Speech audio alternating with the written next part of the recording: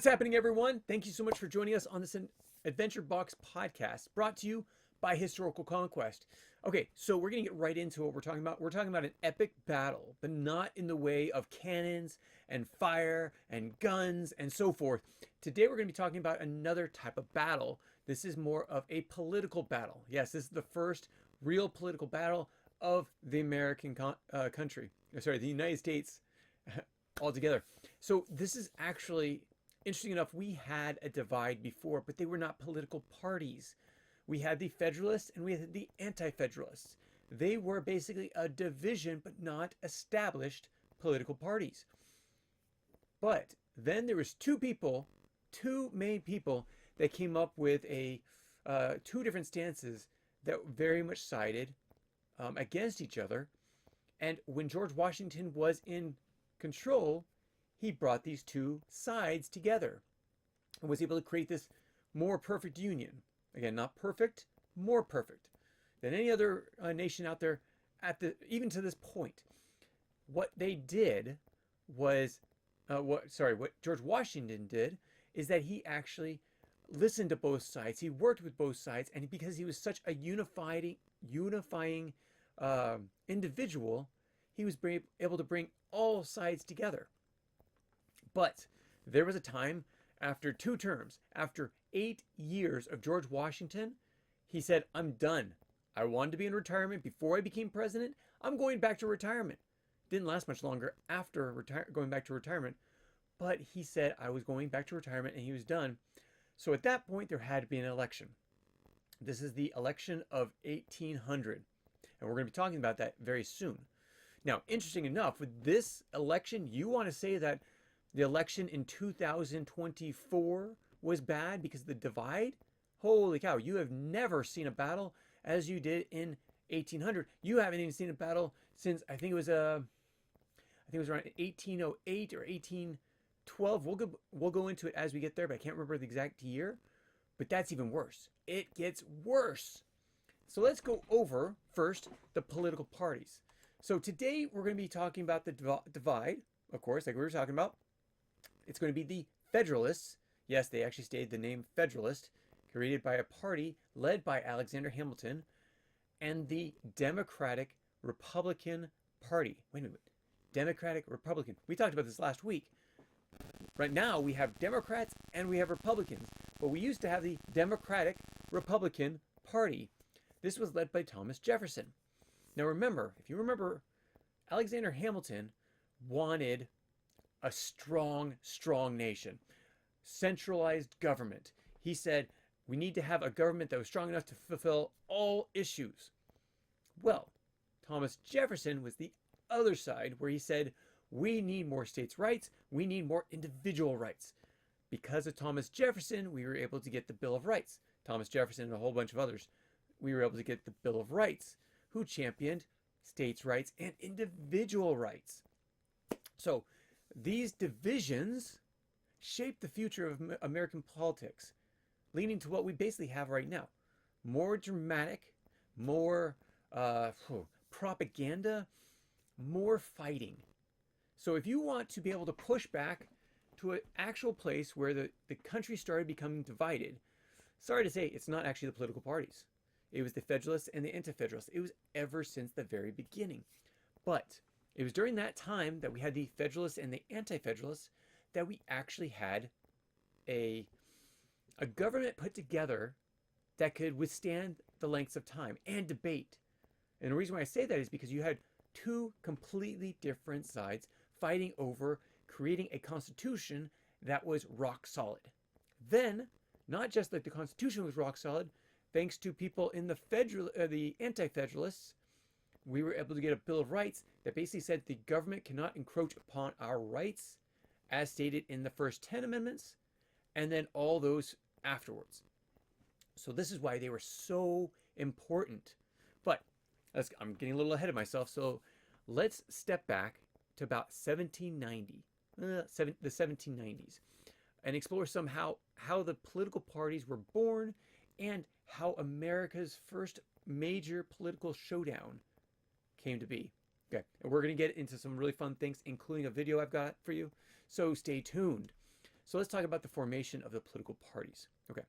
When the Constitution was ratified, remember this was 1787, and then finalized, where the country became a country, 1789, because it was 9 out of the 13 colonies that actually joined, 2 right afterwards, and then another one soon afterwards, and then Rhode Island took the longest, about a year later or so, something like that.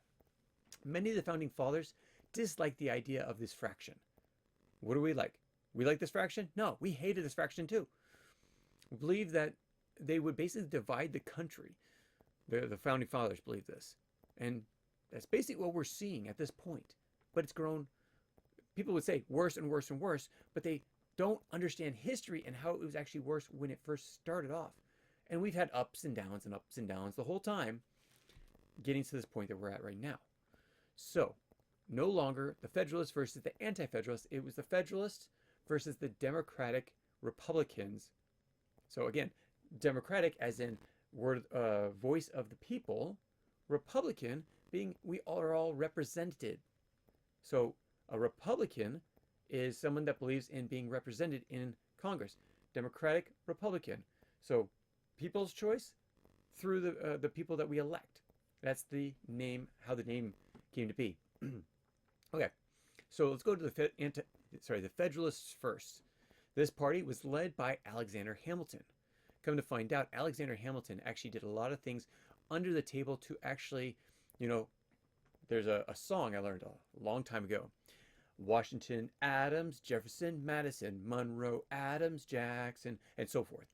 But we had Washington, and then we had Adams. So we're going to be talking about his election fairly soon. Later on, though, Alexander Hamilton worked as Secretary of State for George Washington. And when Adams came in, underhandedly basically destroyed John Adams' presidency. Alexander Hamilton did. So he started up the Federalist Party. Now, they believed in a strong centralized government with national banks and commercial economy. Now, this is exactly what Alexander Hamilton set up. This was his project, the national bank, strong federal government. They favored close economic and diplomatic ties with Great Britain as well. Now, we're going to go into the Democratic Republican Party as well, but hold on. So they supported Hamilton's financial plan. Oh, look at that. Hamilton's the one leading it, and the party basically follows behind, which included the assumption of states' debts, tariffs, and a national bank. So, for all those that were on the side of the Federalists, they wanted a strong central government, a strong, a national bank, an assumption of all state debts. So that means all debts would give the national government all their debts all at the same time. Some states had already paid off their debts. Some were like, oh, we're so much in debt. You got to take our debts. And then they also, according to Hamilton, his plan was to do tariffs. So everything that came in was taxed, so that it was hoping that the people in the United States would actually create their own industries and we wouldn't have to rely on like Great Britain and such, which is funny because they also favored a close economy with what? Britain. Okay. So this would actually come back in the revolution actually to bite us to some extent, because we had textile experts come from Great Britain. They had to hide themselves as farmers to come over to the United States. And then they had to fight the federal government because the technology that they used in the United States was actually from Great Britain. And Great Britain did not want to share their secrets. So there's all these different issues. So the Federalists had a little bit of back and forth when it comes to the things that they're doing. They wanted strong ties with Britain, but they wanted to tariff all the stuff that was coming into this country. Now, party number 2, the Democratic Republican Party, led by Thomas Jefferson and James Madison. They favored states' rights and limited federal government powers. So basically, we can have a strong central government, but they don't encroach on the states' rights and they don't encroach on the people's rights.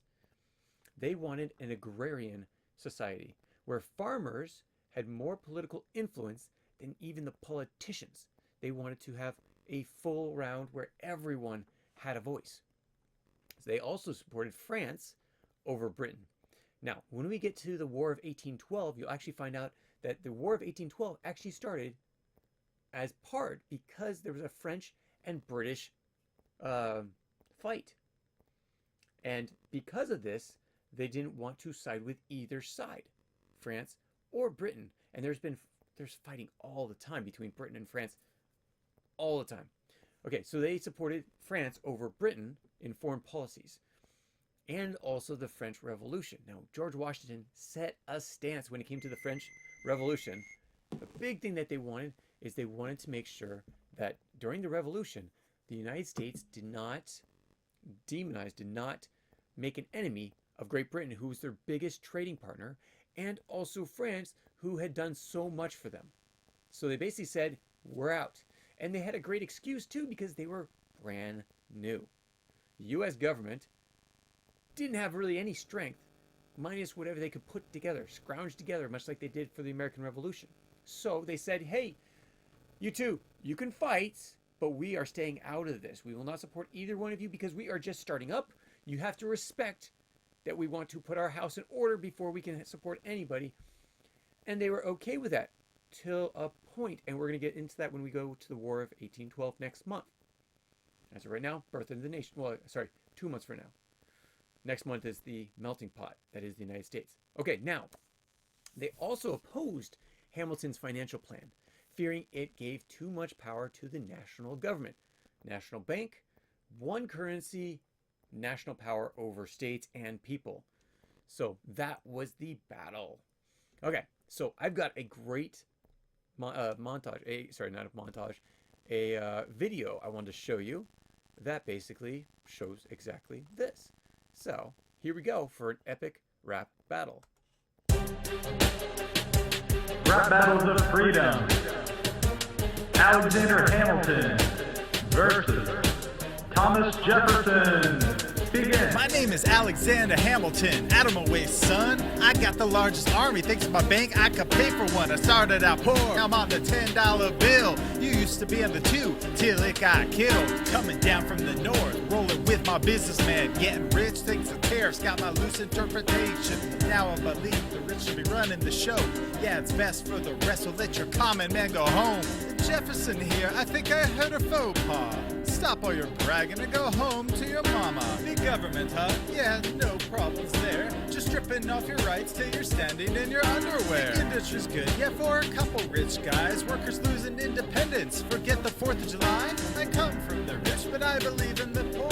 The common man's farm can help him rest assured that no governmental man will take his way his right to stand. Cause he'll vote for the man who protects his rights and land. Just ask the musketeers, all for one and one for all. Yeah, these Frenchies got it going with their agrarian sprawl. French, we don't need them. What good did they do? Yeah, they helped the revolution. Now the revolution's cuckoo with a strong federal government. England's quite impressed being allies with them. Yeah, we be fighting with the best. The best with those tyrants. Now I think we're gonna pass. I'd rather be in Georgia with the debtors who have more class. Yeah, I'm staying in the South where we believe the state should rule. No, we ain't got standing armies, but when I call them, they'll destroy you.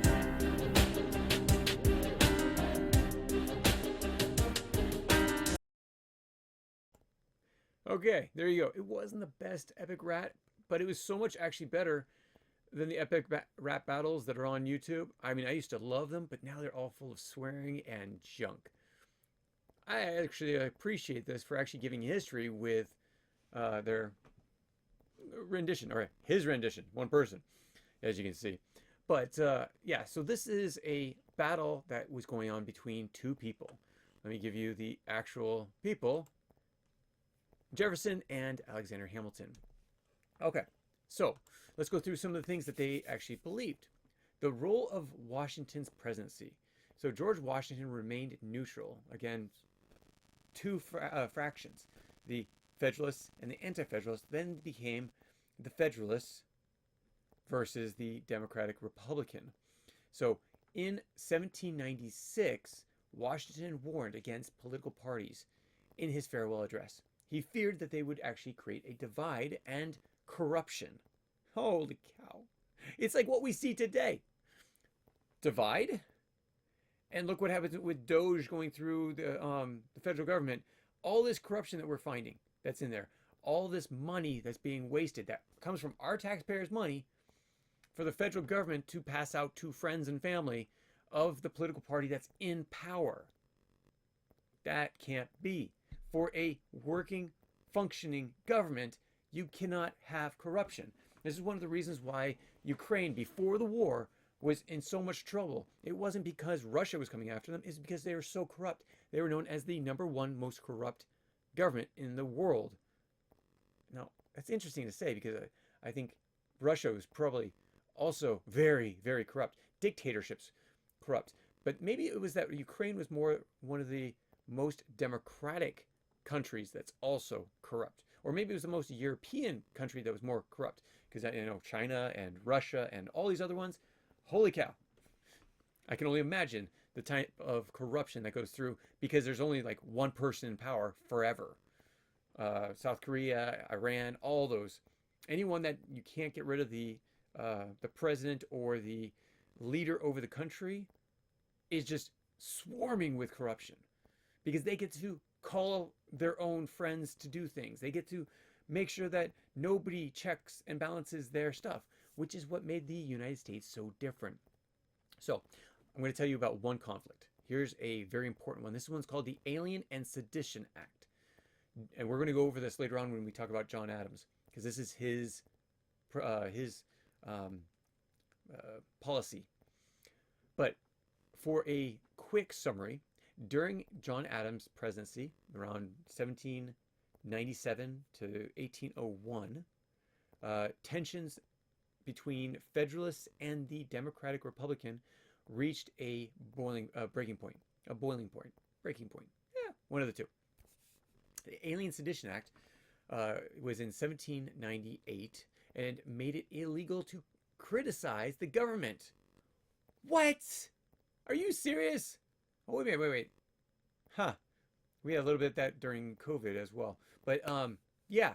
So that's crazy. You can't get rid of our First Amendment rights. And so this targeted Jefferson's Democratic Republicans because they could not criticize the government.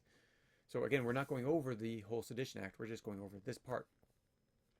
Now, Jefferson and Madison, both the Democratic Republicans, responded with the Virginia and Kentucky resolution, arguing that states had the right to nullify federal laws. Now, as you know, that's not a thing right now. This deepened the divide and set the stage for the election of 1800. So John Adams is in power at this time. He's in power. He's doing a fair job, except that Alexander Hamilton is actually undermining him, being in his presidency because he came over from George Washington's presidency. And so during this time, come to find out, Hamilton was actually providing documents to the opposition and was able to get them out to these.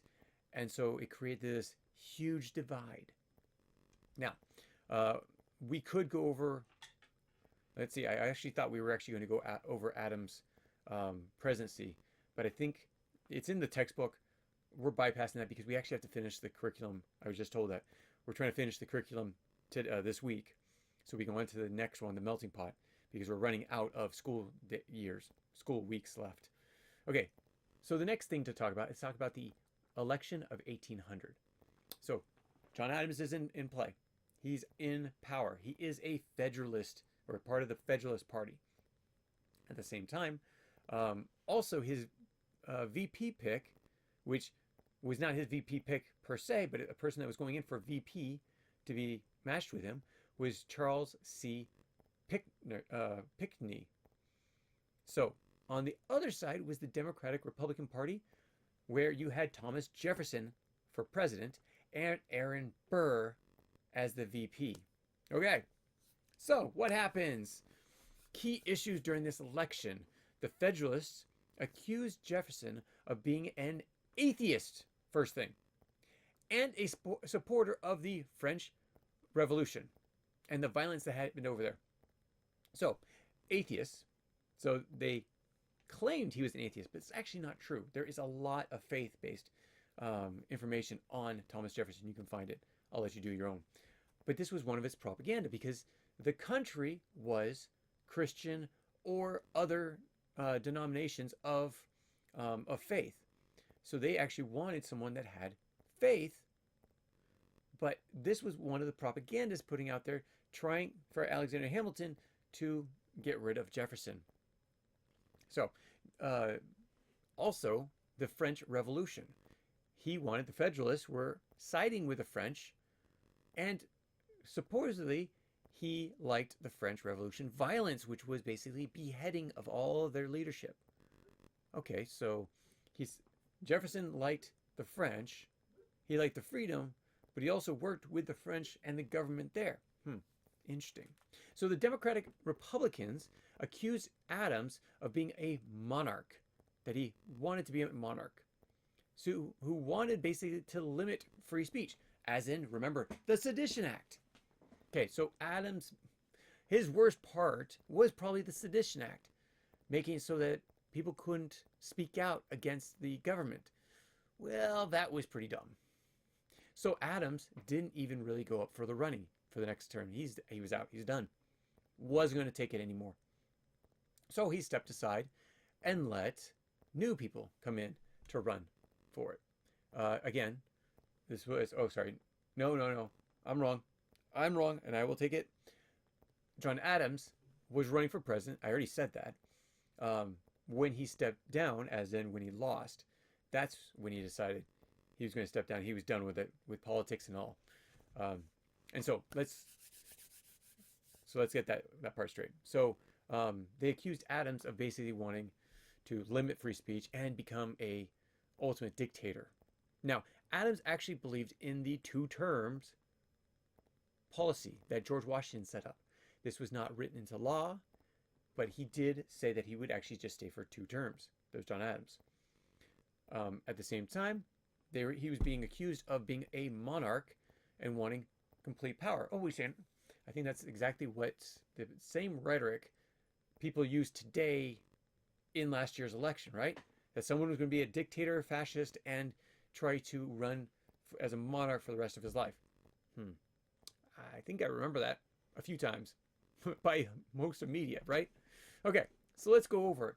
Both parties hated each other. I mean, hated each other. And it was propaganda nonstop.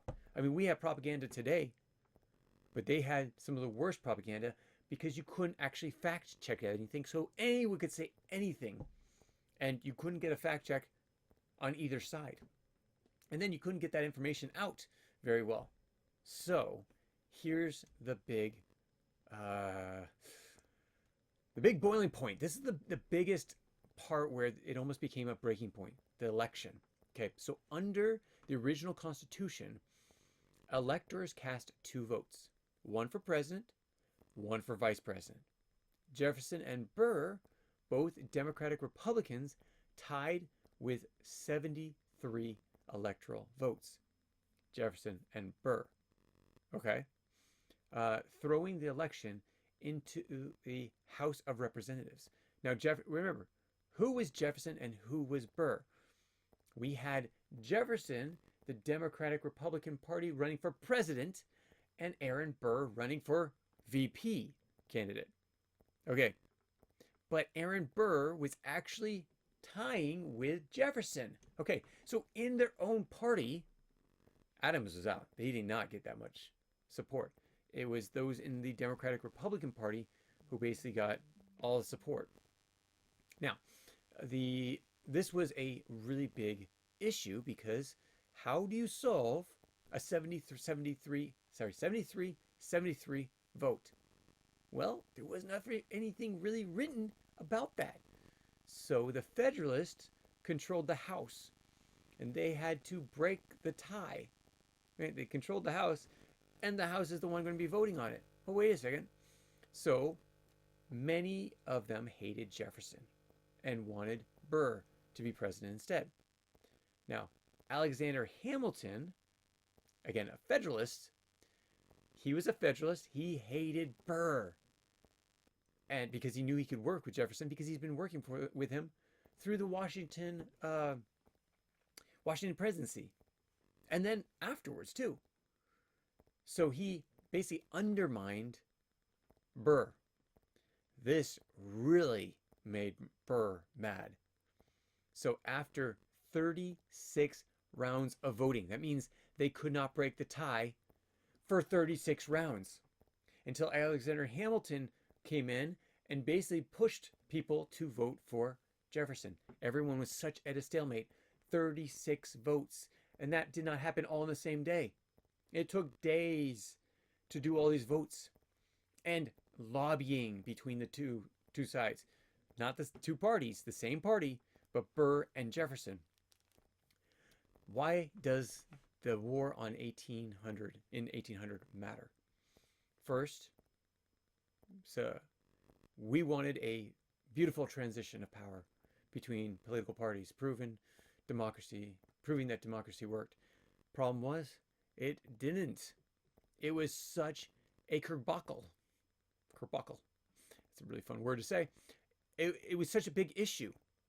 It showed flaws in the Electoral College, leading to the 12th Amendment, which basically required electors to vote separately for president and vice president. Okay, so again, they were voting at the same time. It allowed them to vote at the same time for both these things. This point, they changed it. Now remember, it's going to change a lot because at this point, it's just the House that's voting for the presidency. No one else. There's no people's vote because the people put the representatives in power. And so at this point, they had to change it. And they said, okay, we're going to be voting for the president first and then the vice president. So this exposed the deep divide between the Federalists and the Democratic Republicans, but also the Democratic Republicans also had issues, setting the stage for future political battles. Okay, so that being said, let's go over one last thing, the legacy that this creates. What did this do afterwards? Okay, so the election of 1800 proved that the U.S. could survive intense political division. Great. And afterwards, it did give a peaceful transfer of power. You had Thomas Jefferson as the president, Aaron Burr as the vice president. Federalists lost their influence completely, gone, because the Democratic Republicans dominated political parties for the next 20 years. John Adams left office peacefully. He said, I'm done. I'm not fighting this. And he set the example for future elections, a complete transfer of powers, walking away. Now, some might say that Obama didn't do that when Trump had won, and then Trump didn't do it when Biden won, and Trump didn't do it when Biden won, and Trump didn't do it when Biden didn't do it when Trump won. Wow, try to get that out. Okay, so one more thing that it proved is that Thomas Jefferson called it the Second American Revolution, proving that the people's vote mattered. The Second American Revolution. That is quite an interesting concept there. Is it true? I don't know. That was more of opinion, but because it was such a bad battle, a bad fight between the two, it became that way. So, okay, let's recap. Okay, the emergence of the political parties and the election of 1800 basically reshaped democracy as we see it today in the United States. The Federalists and the Democratic Republicans created America's first political parties. What, should it be two?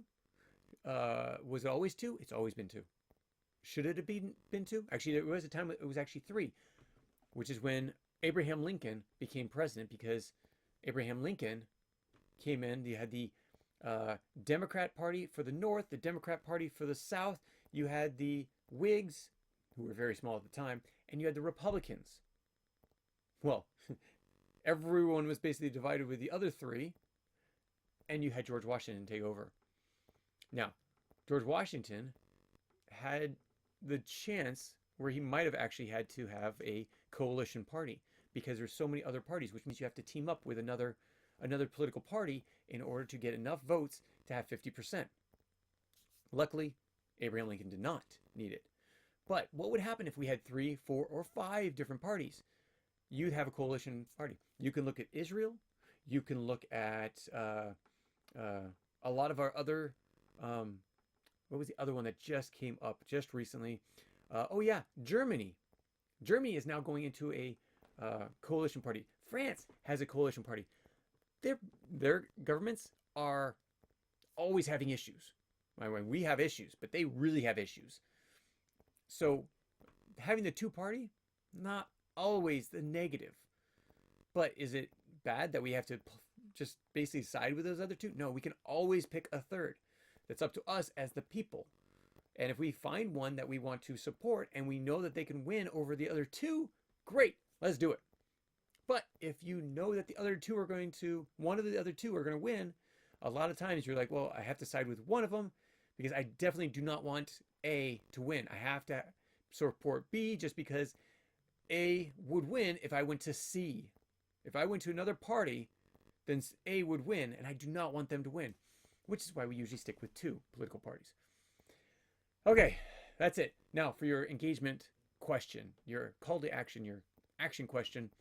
Do you think America would have been better off if we did not have political parties, as Washington had hoped? Or were the parties inevitable? Were they important? I'd be interested to hear what you have to say. Put them in the comments below. I would love to hear it. Please tell us more. Be part of this. We would love for you to be part of our community and be part of this conversation. Thank you so much for joining us. We will catch you on Wednesday when we talk about the Louisiana Purchase and the spread Western. This is what we call manifest destiny. We're going to get there on Wednesday. Thank you so much for joining us and have a wonderful day. Take care, everyone. Bye. If you have any comments or questions, add them to the comments below. Otherwise, we'll see you tomorrow, actually. Take care. Bye.